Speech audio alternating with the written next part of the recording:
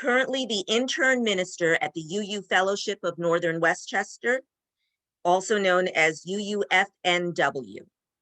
She was recently welcomed into preliminary ministerial fellowship with the Unitarian Universalist Association and will be completing her internship at the end of February.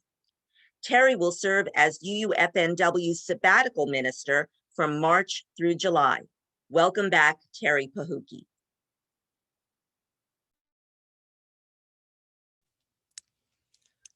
Thank you for the welcome. Good morning. I welcome you, beloveds, this morning with these words from the Reverend Joan Javier Duvall.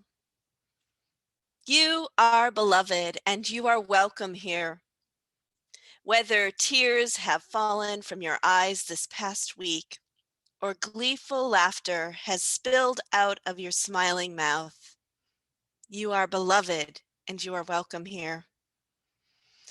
Whether you are feeling brave or broken-hearted, defiant or defeated, fearsome or fearful, you are beloved and you are welcome here. Whether you have untold stories buried deep inside or stories that have been forced beyond the edges of comfort, you are beloved and you are welcome here. Whether you have made promises, broken promises, or are renewing your promises, you are beloved and you are welcome here. What is on your heart, however it is with your soul at this moment, you are beloved here. In this space of welcome and acceptance, covenant and connection. Come, let us worship together. Our reading today is from the book Beauty by Irish poet and philosopher John O'Donohue. When you take the time to draw on your listening imagination, you will begin to hear this gentle voice at the heart of your life. It is deeper and surer than all the other voices of disappointment, unease, self-criticism, and bleakness. All holiness is about learning to hear the voice of your own soul. It is always there, and the more deeply you learn to listen, the greater surprises and discoveries that will unfold. To enter into the gentleness of your own soul changes the tone and quality of your life. Your life is no longer consumed by hunger for the next event, experience, or achievement. You learn to come down from the treadmill and walk on the earth. You gain a new respect for yourself and others, and you learn to see how wonderfully precious this one life is. You begin to see through the enchanting veils of illusion that you had taken for reality.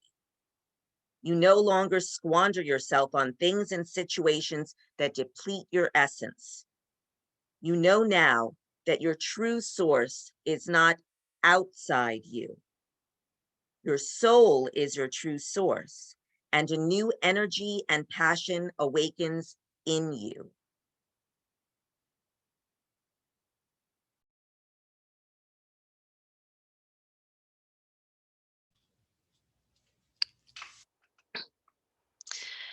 The theologian and mystic Howard Thurman told a story from his days as a seminarian at Colgate Divinity School in my hometown of Rochester, New York.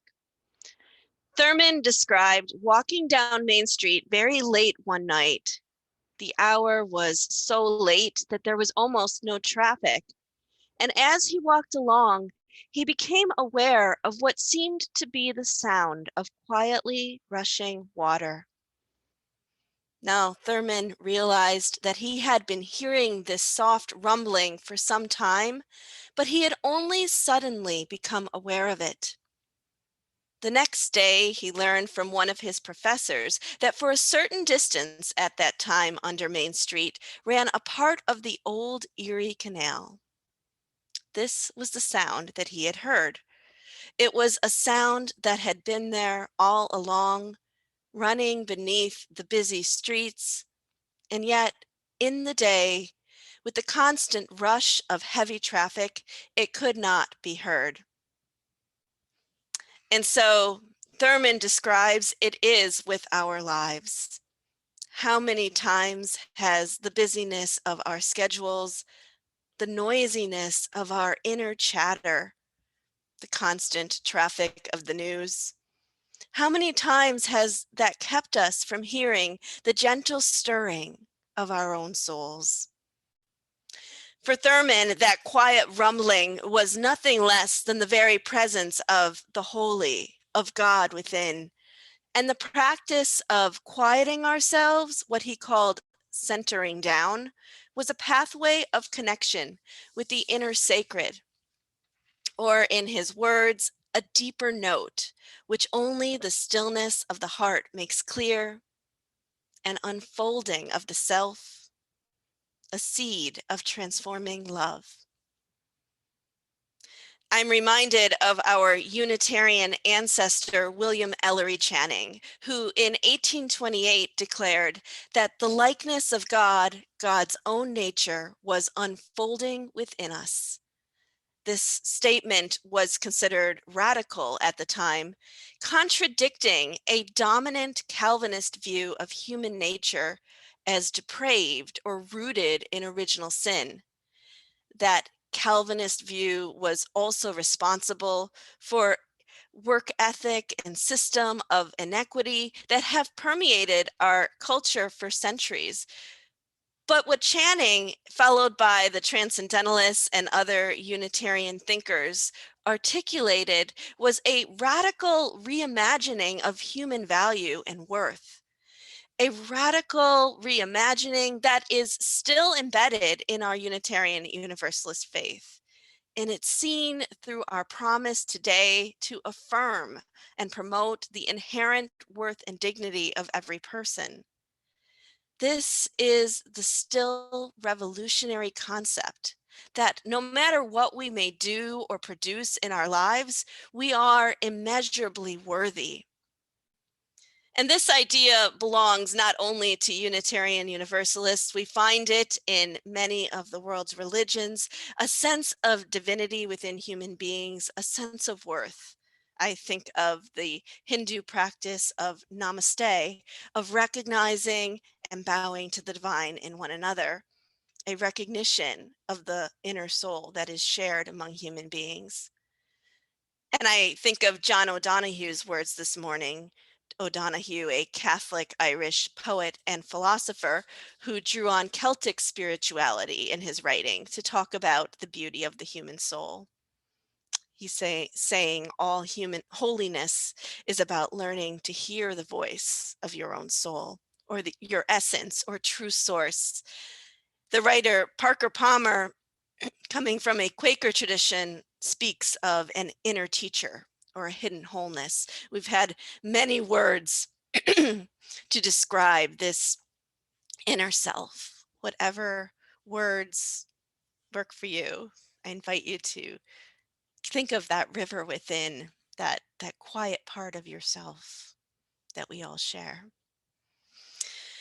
And yet I know I'm not alone in forgetting this truth, especially when it comes to our inherent worth. We live in a noisy culture that assesses value based not on who we are, but on what we produce, on the amount of money we make, or the titles we hold, or degrees, or the number of Instagram followers we have.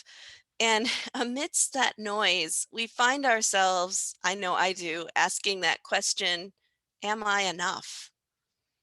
It seems that the other voices that John O'Donohue writes of, those voices of disappointment, unease, self-criticism, bleakness, seems that sometimes that those are the louder voices. Those are the voices that are shouting. Those are the traffic that drown out the deeper voice of inherent self-worth. And for some bodies in our society, those noises are all around, and that assessment of worth is like an oncoming train. Those who are Black, brown, trans, people living with disability, others who have been historically, systematically devalued by our society. This past year, the COVID-19 pandemic has brought into plain view the health disparities impacting communities of color caused by systemic racism, and a system of dehumanizing. And all identity-based oppressions do that. They strip certain groups of people of their inherent worth, then devalue life. These oppressions cannot coexist with our Unitarian Universalist theology of inherent dignity. And so our collective work to reimagine human value is to undo racism and oppression and to dedicate ourselves to collective liberation, to work to becoming free together. But how do we do this? The burdens of US history are heavy. Racism, intergenerational trauma are exhausting for those who have been directly impacted. And added to that is this culture of productivity, which pervades our society. There are many, many ways to fight against racism in our world, but one that has been a new learning for me this year is to begin to look within at my own sense of worthiness and self-value. How do I begin to unravel those threads that have tangled me up personally in a culture of devaluing and ranking people based on productivity? How have I embodied that need for perfection and control? How have I placed production over people? And what can I do with myself to dismantle that system of measurement that really harms us all? Trisha Hersey is a Black woman, minister, and performance artist, and she created the NAP ministry in 2016. And she created it in response to a culture of white supremacy that measures people by productivity. She names sleep deprivation as a social justice issue that impacts all of us, especially Black, Indigenous people of color. Through public installations, Hersey invites the community to rest together in safe and sacred spaces. And she says, "You are enough. We are enough. Our worth is not caught up in the grind of capitalism. Rest is a form of resistance." This is a message that impacts all of us. A culture that of white supremacy that measures people by productivity hurts people of all races. When we feel that we cannot measure up, we feel a loss of self-worth that results in shame. And shame is often the root of violence against ourselves, against others. And so an antidote to that culture is to reimagine and live into that new sense of worthiness that honors people, that restores dignity and inherent worth, that values slowing down, resting, deep listening, the gift of presence that we can offer each other to truly see ourselves and others as precious and beloved. Alandria Williams, our former UU moderator who died this past fall, had a message before they died to everyone to honor their own worth and to rest.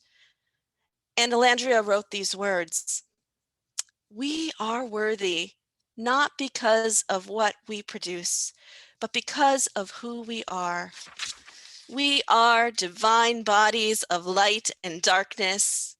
You are not worthy because of what you offer, not because of what is in your mind, not for the support you give others, not for what you give at all. We are worthy and whole just because." just because, Alandria says, we are enough. You are enough. We are enough. Rest. And rest can mean many different things. We are all in different places in our lives. My sister is a nurse in a hospital on a COVID floor. That is a different experience than my own at home, working from home. But we can all find moments of rest, moments of quiet, turning within and contemplation to just be with ourselves and knowing that we are enough. It can also mean imagining, daydreaming, visioning, embodying a new way of living.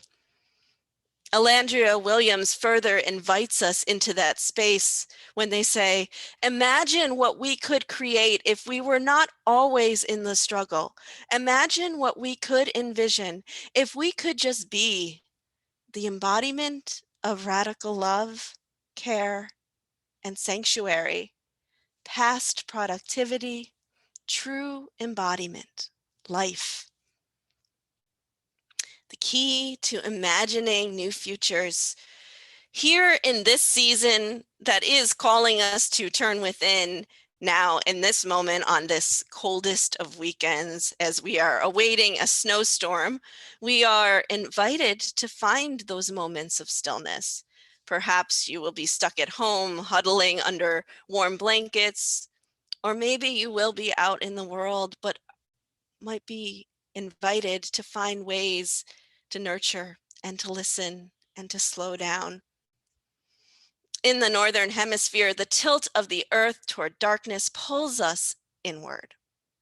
And if we listen, we might be able to hear what is buried underground, beneath the frozen earth, thinking of the bulbs that we planted in the fall, and the time of preparation and rest that those bulbs are experiencing, crocuses that will emerge soon enough, daffodils, tulips, garlic that I planted in my community garden last fall, bulbs beneath the earth that invite us to drop into quiet stillness and to remember who we are. The earth whispers your name. In the words of Robin Bartlett, the name you have been given by all creation, beloved. Remembering who we are, beloved, I believe that is central to our purpose as a liberal religious community. We do not do the work of remembering ourselves back into wholeness alone. Sometimes our light goes out. We need to help one another to see ourselves. We need one another to awaken, to support one another in that journey of remembering our inherent worth and belovedness. We've all had times when someone has shown that light into our souls, helped us to see our own inner beauty. I think of my grandmother, Mary Louise Lill, as one of those people. Now, my grandmother was not a person who had a long list of professional achievements. She spent the last 15 years of her life living with Alzheimer's disease, actually. And her final years she spent in a nursing home. But even as her memory was fading, she was becoming a kind of everyday mystic. Every time that I visited her, her face lit up. She would hold my face in her hands and look deeply into my eyes and say to me, "You're precious to me. You are a blessing." And I remember those words embedded in my heart. And her exuberant response may have been a way to hold on to the people that she loved as long as she could, to remember us.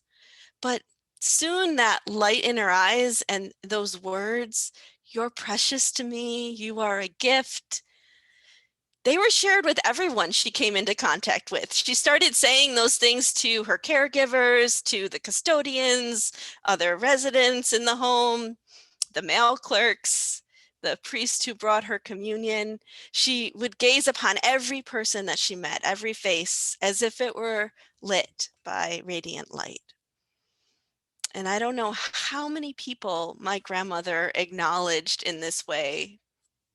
I think in those final years, she remembered something really essential about who we are, even as she forgot our names and, those how we were related to her. She saw and noticed us on a deeper level, an inherent worth in each person as a precious gift. She remembered truly how we are related. And if you're able to look around at the faces on your screen, other faces, notice each other. Notice that we are blessed with each other's presence, each other's gift. Each face is precious.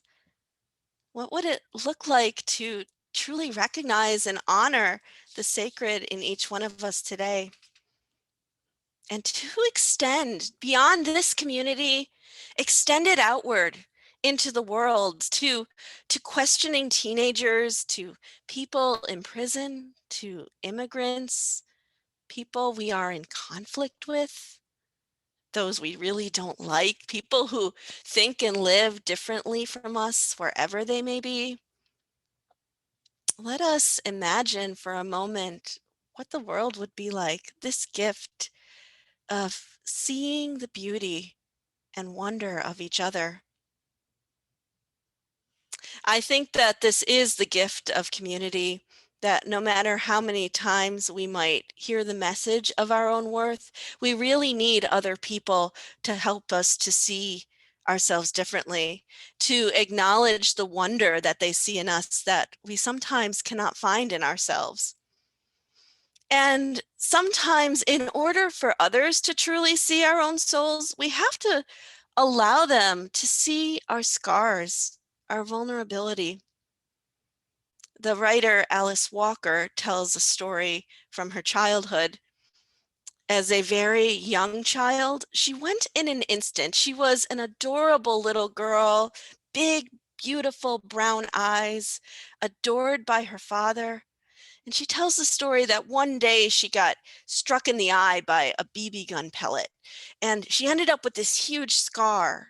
She called it a hideous cataract on her eye. And she went from being this bubbly, excited, confident little girl to really having a self-image of herself that she was afraid to look up. For 6 years, she became withdrawn. She did not raise her head.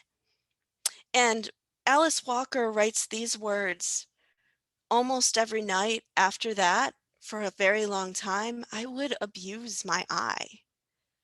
I would rant and rave at it in front of the mirror. I would plead with it to clear up before morning. I would tell it I hate it and despise it. And I wouldn't pray for sight. I would pray for beauty. I wanted more than anything to somehow stop feeling like I was broken. But Walker carried this with her for many years. And in this same essay, she ends by sharing a memory from her adult life when she was 27 and caring for her daughter, Rebecca, who was 3 at that time. Since she had given birth to Rebecca, she had worried about what would happen when her daughter discovered that her mother's eye was different from other people's. And Walker writes these words: Rebecca's favorite television program was called The Big Blue Marble. It began with a picture of the Earth as it appears from the moon. After the show, as I was putting Rebecca down for a nap, she suddenly focused on my eye. Something inside me cringed and got ready to protect itself. All children are cruel about physical differences, whether they mean to or not. I assumed my Rebecca would be the same. Rebecca then studied my face intently. She even held my face maternally between her dimpled little hands. And then, looking every bit as serious and lawyer-like as her father, she said, as if it may just possibly have slipped my attention, "Mommy, there's a world in your eye." And then, gently, but with great interest, she said, "Mommy, where did you get that world in your eye?" Walker says that for the most part, the pain she had been carrying with her left. She says that crying and laughing, she went to look in the mirror and thought, yeah, there's a world in my eye, and it is possible for me to love it. In fact, I love it for all it has taught me of shame and anger and inner vision. I love it. So, dear ones, I invite you to know that there is a world in all of our eyes. And sometimes it takes the seeing of others, sometimes grandmothers, children, strangers, to see it, to see that the sacred is present deep within ourselves. And somehow, in the midst of messiness, beauty, transformation, and wholeness arise in a way that might not be possible alone. So let us see the world in one another's eyes and know that it is love that overcomes that debilitating force of shame. Love that allows us to see ourselves, our own inner worth, and to become whole. Love that restores our dignity. We are precious and worthy, and we are more than enough. We are dazzling, magnificent, glorious in the fullness of expressing who we are. My fellow Unitarian Universalists, this is the work of our moment, together to become free, to create that culture of honoring the worlds, the universes inside each one of us in so many, many, many different ways. A culture of valuing one another, a culture of worth. May we truly remember the inherent belovedness of who we are, that we may unfold the seeds of our souls, the transforming power of love together into the world. May it be so. And I invite you to join me in singing our next song together, "There is More Love Somewhere," and in imagining that world where we are all beloved together. The words will appear on your screen.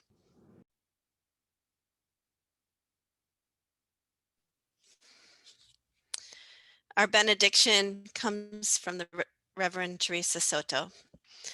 To be free, you must embrace the breadth of your own existence without apology, even if they try to take it from you. You must know not that you can do whatever you want. You are not a kudzu vine eating entire hillsides for the purpose of feeding your own lush life. You must know instead that inside you are entire universes, milky blue, magenta, and gold, expanding. But to actually be free, you must know and you must fight for the entire universes inside of everyone else. Being free is not a license, but a promise. Let us go forth and be free in our work for the liberation of those holy universes inside of all of us. May it be so.